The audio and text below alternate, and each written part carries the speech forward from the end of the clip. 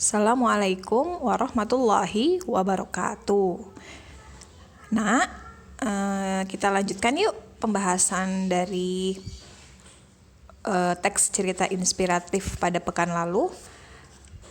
Kali ini kita akan menyelam lebih dalam untuk mengetahui struktur dan ciri kebahasaan dari teks cerita inspiratif. Ustazah Putri ulang dulu sedikit tentang teks cerita inspiratif, yaitu teks yang ketika kita membaca akan menggugah perasaan kita atau akan membuat kita terkesan dengan kisah tokoh yang diceritakan. Kemudian setelah membaca teks cerita inspiratif, kita pun menjadi termotivasi dan terinspirasi dari tokoh yang ada di cerita tersebut. Dan yang terakhir, pasti di dalam teks cerita inspiratif akan ada nilai positif atau hal-hal yang patut diteladani oleh kita sebagai pembaca. Itu adalah sekilas dari ciri-ciri teks cerita inspiratif.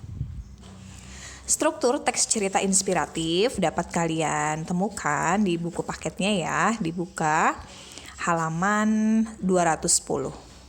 Di situ ada 6 strukturnya atau urutan.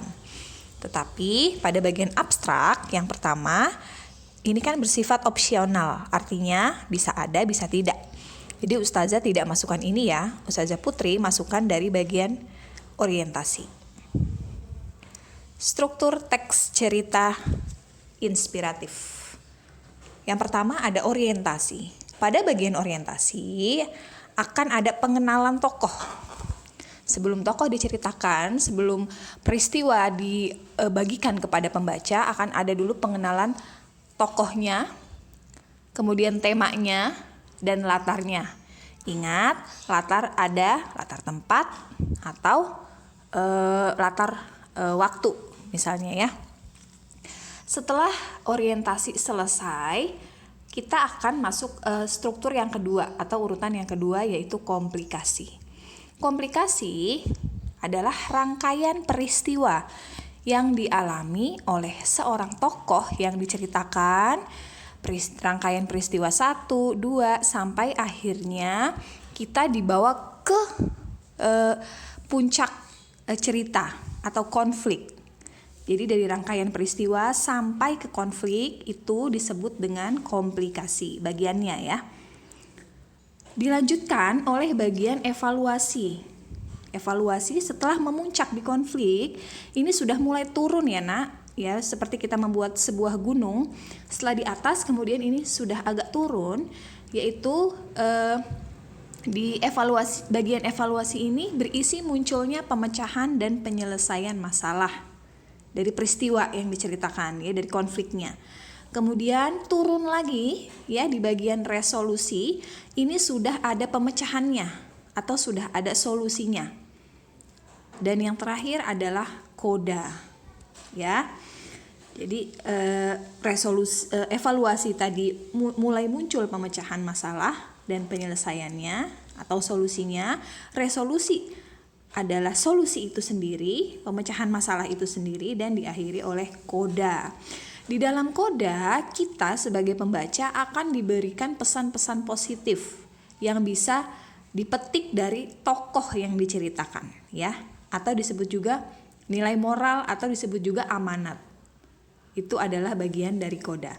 Jika kalian ingin membuat struktur-struktur ini menjadi mudah diingat, lihat huruf depannya semuanya, orientasi, komplikasi, evaluasi, resolusi, dan koda. Kita bisa singkat menjadi OKE, orientasi, komplikasi, evaluasi. Kemudian resolusi dan koda kita juga bisa singkat menjadi SODA, resolusi dan koda. Sehingga kalian bisa ingat secara cepat. OKE, SODA, orientasi, komplikasi, evaluasi, resolusi, dan koda.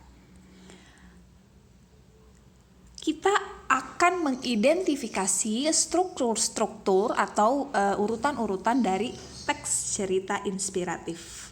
Yuk kita bahas bersama ya. Ini ada sebuah contoh teks yang berjudul Kisah Pemuda yang Berjualan Buah dengan Merangkak Puluhan Kilometer. Ya, dengan membaca judulnya saja kita sudah seperti tersentuh ya. Dengan merangkak, ya, berjualan dengan merangkak. Silahkan buka buku paketnya nak, halaman 212. Meskipun di sini Ustazah tuliskan tidak sama persis kata-katanya dengan teks yang ada di buku kalian, tetapi mirip ya. Jadi mari kita identifikasi struktur teksnya. Silahkan boleh ditandai ya di buku kalian masing-masing. Untuk bagian paragraf 1 dan 2 ya. Ini ada informasi atau perkenalan dari tokohnya ya. Jadi tokohnya, namanya, kemudian tinggalnya ya. Dan di sini juga ada pengenalan latar. Ingat di bagian pertama, menyusuri lorong-lorong dan jalan, rangkaian demi rangkaian, rangkakan demi rangkakan, panas dan hujan. Nah, ini adalah bagian dari latar suasananya ya. Tuh, jadi ada latar tempat dan pengenalan tokohnya. Ini disebut dengan bagian orientasi. Siapa nama tokohnya? Jul Hakim ya. Tinggal di Kecamatan Kapuas, Sanggau, Kalimantan Barat. Ya, di situ kita juga dijelaskan saat Jul Hakim berjualan, panas-panasan, menyusuri lorong. Nah, ini adalah perkenalan latar tokoh dan temanya juga ya. Kemudian kita masuk lagi nak di struktur selanjutnya, yaitu adalah rangkaian peristiwa. Jadi mulai menceritakan tentang kisahnya si Jul Hakim. Ya, jadi Jul Hakim ini adalah pedagang buah. Dia memiliki keterbatasan, tidak bisa berjalan normal seperti anak-anak lainnya, dan itu dari kecil. Ya, tetapi itu tidak membuatnya malas apalagi mengeluh. Ya, baginya berjualan ia bisa bertahan melawan kerasnya kehidupan. Diceritakan bagaimana dia berjualan dari hari ke hari, bagaimana dia dirawat oleh bapak angkatnya yang sudah meninggal sekarang, sehingga dia harus berjuang sendiri menghidupi dirinya ya. Kemudian dia juga menceritakan tentang keuntungan yang didapatkan ya, puluhan ribu dari menjual jeruk dan salak tersebut. Jadi untungnya 60 ribu per hari katanya ya.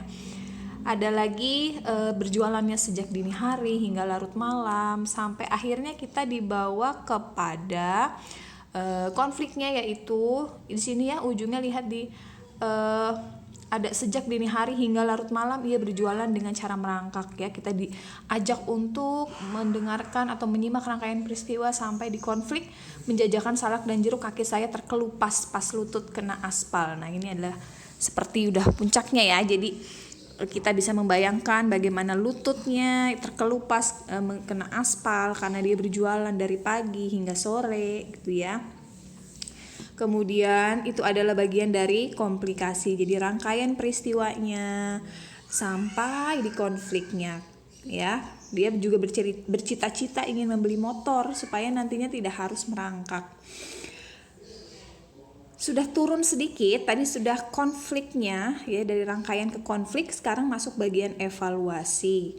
Di bagian evaluasi di sini sudah mulai berisi pemecahan atau penyelesaian masalah. Dia bilang ya capek sih, tapi mau bagaimana lagi, tapi juga, namanya juga usaha.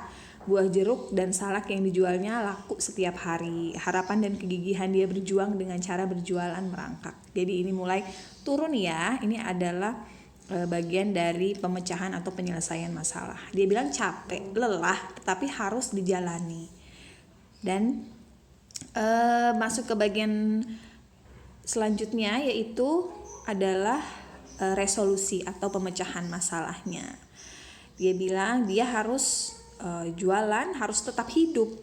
Jadi solusinya ya memang harus tetap berjualan, harus tetap karena dia butuh uang untuk hidup. Jadi kalau tidak mau minta sama siapa, katanya yang jelas saya harus bertahan hidup dengan berjualan. Jadi itu adalah solusi dari yang tadi konfliknya ya. Meskipun harus terkelupas kena aspal, ya memang harus begitu adanya, karena kalau tidak begitu dia tidak bisa makan dan tidak bisa hidup, katanya begitu ya. Sampai akhirnya kita diberikan nilai-nilai positif atau hal-hal yang bisa diteladani atau nilai moral dari cerita ini ya di bagian koda. Jadi hal yang terpenting bagi dia, hidup bukan untuk bermalas-malasan. Nah, ini sebuah pesan ya, sebuah pesan untuk kita pembaca ya. Apapun usahanya, asal ada kemauan keras, apalagi sudah tidak ada lagi yang bisa digantungkan. Walaupun hidup sendiri, ya ikhlas. Daripada mengemis, lebih baik saya jualan. Ini halal, bukan mencuri. Ini merupakan nilai-nilai positif atau pesan-pesan positif yang bisa kita petik dari seorang tokoh Jul Hakim. Gitu ya nak. Jadi itu adalah contoh dari struktur sebuah teks cerita inspiratif bagaimana seorang Jul Hakim bisa memberikan kita semangat dan motivasi dan inspirasi agar tidak mudah putus asa. Jadi hal-hal yang bisa diteladani dari seorang Jul Hakim, dia adalah orang yang menerima kekurangannya dengan ikhlas dan tidak sama sekali merasa rendah diri, melainkan dia terus semangat untuk dirinya, ya, untuk dirinya dan untuk cita-citanya, yaitu tadi bisa membeli motor ya untuk membantunya. Demikian adalah struktur. Kita masuk ke ciri kebahasaannya. Yang biasanya muncul adalah buka lagi nak ke halaman berikutnya ya, yaitu halaman berapa nih? 214. Di situ adalah ciri kebahasaan yang biasanya muncul pada teks cerita inspiratif. Yang pertama, menggunakan kata atau kalimat deskriptif yang berfungsi menggambarkan sesuatu, sehingga pembaca atau pendengar seperti melihat, seperti merasakan kejadian itu ya. Nah, ini salah satunya kita diajak untuk merasakan ya, bahwa si Jul Hakim itu menyusuri lorong, rangkakan demi rangkakan, panas, hujan ia lalui demi berharap hidup. Peluh keringat membasahi, sorot matanya tajam, dia berjalan merangkak. Jadi seolah-olah dari kalimat-kalimat ini kita membayangkan situasi pada saat itu. Pada saat Jul Hakim merangkak, kemudian berjalan dibasahi keringat, menyusuri lorong. Nah, itu adalah deskriptif.